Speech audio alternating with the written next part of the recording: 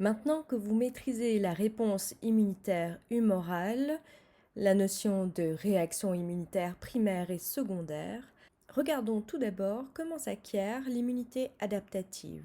L'immunité adaptative spécifique à un pathogène peut s'acquérir naturellement ou artificiellement. On classe ensuite l'acquisition naturelle de cette immunité adaptative selon deux principes. Soit elle est active, soit elle est passive. L'acquisition active, vous la connaissez bien, c'est celle que nous avons vue dans les chapitres précédents. L'individu rencontre un pathogène et tombe malade. Son système immunitaire reconnaît les antigènes présents à la surface des pathogènes et déclenche une réaction immunitaire primaire. Suite à cette réaction immunitaire primaire, des lymphocytes T et B mémoire vont être stockés dans le corps. Ainsi, l'individu devient immunisé contre ce pathogène. Si ce pathogène se représente, les antigènes présents à sa surface vont déclencher une réaction immunitaire secondaire, beaucoup plus rapide et beaucoup plus forte qui protège l'individu. Mais cette immunité peut aussi s'acquérir de manière passive. C'est le cas des fœtus et des nouveau-nés. Pour autant que la mère soit immunisée contre un pathogène particulier, son sang contient des anticorps. Ces anticorps passent du sang de la mère au sang de l'enfant à travers le placenta. Après la naissance, ces anticorps passent chez le nourrisson par le biais du lait maternel. Ce transfert d'anticorps permet au nourrisson d'avoir une immunité adaptative. Les anticorps de la mère présents dans le sang du bébé le protègent des pathogènes. En effet, ceux-ci vont reconnaître les pathogènes s'y lier et déclencher une réaction immunitaire du type secondaire. Toutefois, notre bébé n'aura pas déclenché de réelle réaction primaire. Par conséquent, il ne possède pas de lymphocytes T et B mémoire pour ces pathogènes. Cette immunité est donc temporaire. Il est aussi possible d'acquérir une immunité adaptative spécifique à un pathogène de manière artificielle. Là encore, nous allons trouver une acquisition active et une acquisition passive. Dans le cas de l'acquisition active, un individu reçoit par injection un pathogène affaibli ou mort. C'est le vaccin. Ce pathogène conserve une structure similaire au pathogène de base, ce qui permet de déclencher une réaction immunitaire primaire. Toutefois, il est assez affaibli pour que l'individu ne développe pas la maladie. Il peut ressentir quelques effets de la réaction inflammatoire, un peu de fièvre, des douleurs. En réaction à cette rencontre avec un pathogène, l'individu produit des lymphocytes B et T mémoire, ce qui fait qu'il acquiert une immunité sur une longue durée.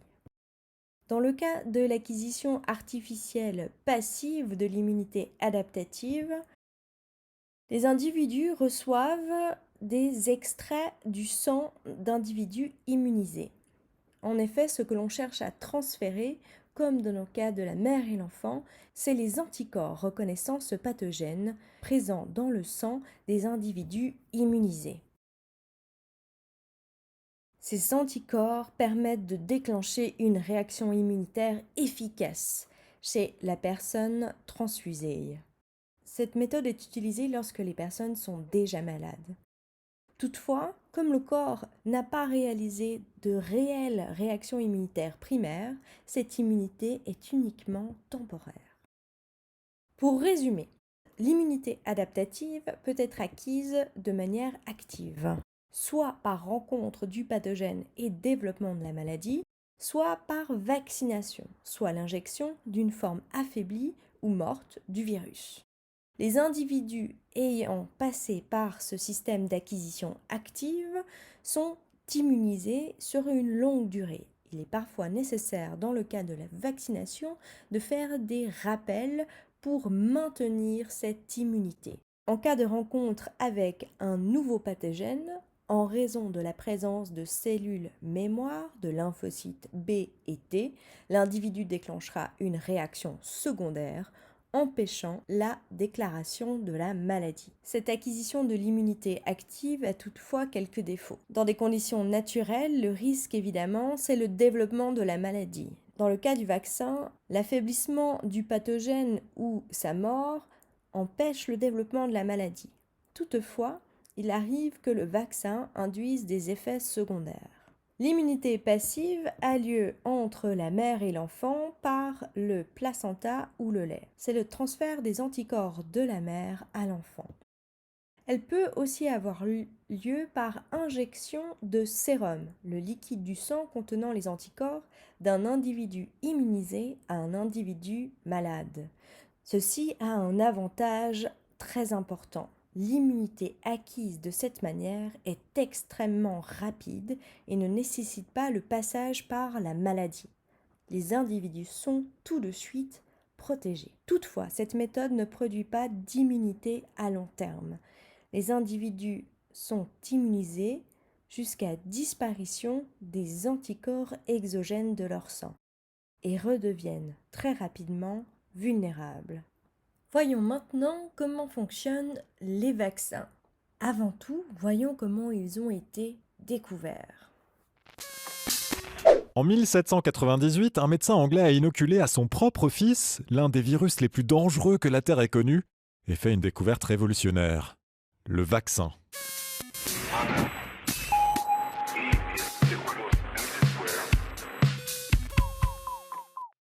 La variole a foudroyé des millions de personnes pendant des millénaires. Déjà citée dans la Bible, connue des premiers médecins chinois, elle est acheminée par les explorateurs espagnols jusqu'au Nouveau Monde où elle fait des ravages. En Europe aussi, le tiers des personnes contaminées en meurent. Aveugles ou couverts de terribles cicatrices, les survivants en gardent leurs traces toute leur vie. La reine d'Angleterre, Élisabeth Ier, n'est pas plus épargnée que Mozart ou Staline. La maladie se transmet par voie aérienne. 2 semaines après avoir respiré le virus, les premiers frémissements de la fièvre se font sentir, puis viennent les rougeurs et enfin les pustules sur tout le corps. Le virus de la variole est très complexe et c'est un champion de l'adaptation. Il n'est pas viable tout seul, mais il parvient facilement à coloniser les cellules pour les mettre à son service. Et pas seulement chez l'homme, il existe de nombreuses formes chez le mouton, chez la vache et même chez le chameau. Seule consolation, celui qui survit est immunisé. Face à ce constat, la médecine chinoise antique a la première l'idée d'inoculer la variole à faible dose à des enfants pour les protéger, plus tard, du virus. Au XVIIIe siècle, l'idée atteint l'Europe et la noblesse essaye à son tour d'immuniser ses enfants. Une mesure à haut risque qui entraîne la mort de nombre d'entre eux. C'est à cette époque qu'un médecin anglais, Edward Jenner, entend parler d'un phénomène tout à fait étonnant. Dans les campagnes, les enfants qui attrapent la variole de la vache, une forme bénigne de la maladie, semblent ne pas attraper ensuite la variole humaine, ou en tout cas ne pas développer ces terribles symptômes. Et ça lui donne l'idée d'une expérience très osée. En 1796, il entaille la pustule d'une domestique atteinte de la variole de la vache, en prélève le pus et le tartine sur les plaies qu'il a taillées aux avant-bras du petit James Phipps, 8 ans. Peu de temps après, le docteur Jenner reproduit l'expérience, mais cette fois avec la variole humaine, la maladie mortelle. Suspense terrible, le petit James ne tombe pas malade. Il est immunisé. En 1798, Jenner refait le test, cette fois-ci sur son propre fils, Robert, qui, lui aussi, reste en bonne santé. Mais la Royal Society se moque des résultats du docteur et refuse de les communiquer. Jenner décide alors de son propre chef d'immuniser les enfants et des adultes et de publier ses résultats. Sa méthode fait le tour du monde. Napoléon administre le traitement à son armée, la Russie immunise ainsi 2 millions de ses ressortissants dès 1804, mais la maladie résiste jusqu'au XXe siècle, en particulier dans le tiers-monde. En 1966, l'Organisation mondiale de la santé adopte la résolution d'éradiquer la variole. En Europe, le vaccin est déjà obligatoire. L'effort est mis sur les enfants des zones les plus touchées, en Afrique et en Inde. Un succès, depuis 1979, la variole n'est plus. La variole de la vache est aujourd'hui le dernier témoin de cette terrible maladie. Son nom latin, Variola vaccinae, rappelle que c'est elle qui a permis au Dr Jenner de découvrir par hasard le tout premier vaccin, et c'est elle aussi qui a donné naissance au mot « vacciné ». Tester un protocole expérimental sur son propre fils. Sympa, non ? Regardons donc de plus près comment se passent les vaccins. Le vaccin consiste en une injection intramusculaire. Mais quel est le produit injecté? On injecte au patient des pathogènes affaiblis ou morts, c'est-à-dire incapables d'infecter les cellules et de développer la maladie, mais assez similaires aux pathogènes d'origine pour déclencher l'immunité adaptative. On y injecte aussi des molécules appelées adjuvants. Étant donné que le pathogène est affaibli ou mort, il est possible que la réaction immunitaire qu'il déclenche soit trop faible. Les adjuvants permettent donc de stimuler la réaction inflammatoire et immunitaire afin d'assurer le succès du vaccin. Une fois dans le corps, nos pathogènes sont reconnus comme du non-soi par le système immunitaire inné, comme les monocytes dans cet exemple. Les cellules du système immunitaire inné vont reconnaître des molécules à la surface de notre pathogène, comme des antigènes. Les phagocytes vont alors phagocyter le pathogène. Après digestion, ils présenteront des morceaux de ce pathogène, des antigènes, à la surface de leur membrane, sur leur complexe CMH2. Si les phagocytes sont importants pour se débarrasser des pathogènes, ce sont aussi des cellules présentatrices d'antigènes.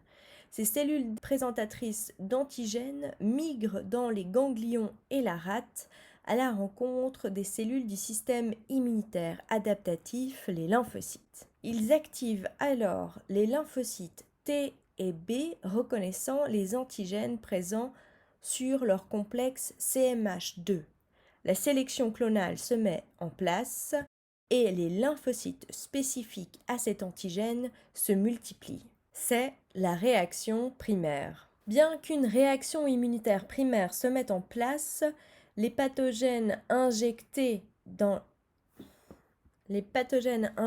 par vaccination étant affaiblis ou morts, la maladie ne se développe pas. La réaction immunitaire produit des lymphocytes T et B mémoire spécifiques à notre pathogène. Ces cellules mémoire ont une longue durée de vie. Par conséquent, lorsque le corps rencontrera le vrai pathogène, ces lymphocytes mémoire et anticorps présents dans le sang lui permettront de déclencher directement une réaction immunitaire secondaire, bien plus intense et rapide que la réaction immunitaire primaire. Ceci permettra au corps d'éliminer le pathogène avant le développement de la maladie.